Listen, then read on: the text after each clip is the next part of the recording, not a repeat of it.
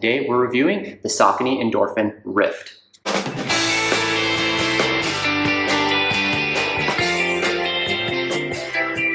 What's up everybody, my name is Eric McIntyre. You may know me as Rad Dad Bod, and full disclosure, I did pay for this shoe, but I got a discount from my local running store. It's only the second Saucony shoe that I've ever run in, the other one being the Endorphin Speed 2, which personally I was not a fan of, even though it's beloved by many.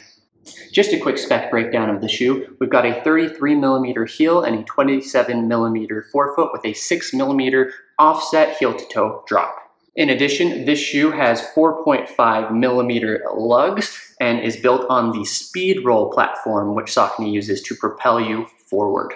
This shoe weighs in at 8.6 ounces and does have that familiar Power Run PB, which you can find in all of the Endorphin line. It's very springy, very responsive. Now that you know some of the tech and specs that are put into the shoe, let me share my opinion or the pros and cons of the shoe itself.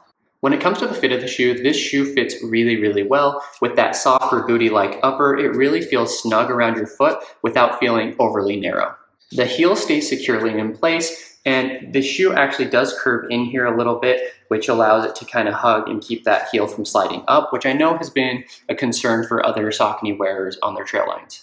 The toe box itself is fairly wide, so I have plenty of room for my toes to splay, and the shoe fits what I would say true to size. So I wear a 10.5 in most running shoes. Some other pairs to compare this to would be like the Hoka Clifton, the Hoka Rincon.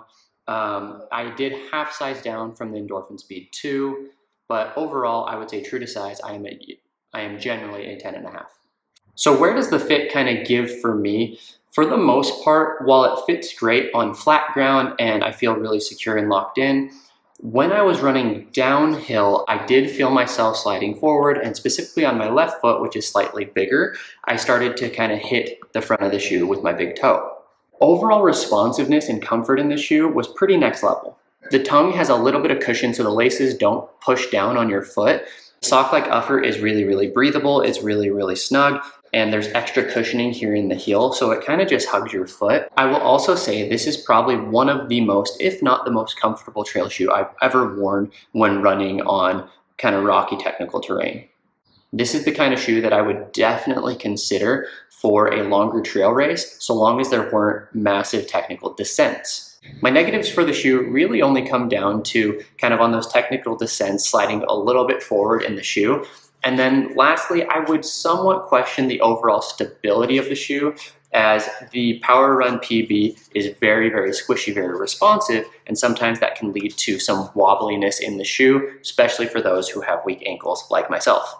However, I would say if you're used to that Power Run PB foam, you've loved the Endorphin line, you've run in Saucony's before, and they haven't been a concern for you, then I wouldn't worry too much about this. This is going to be an excellent trail racing option for anyone out there looking for something fast.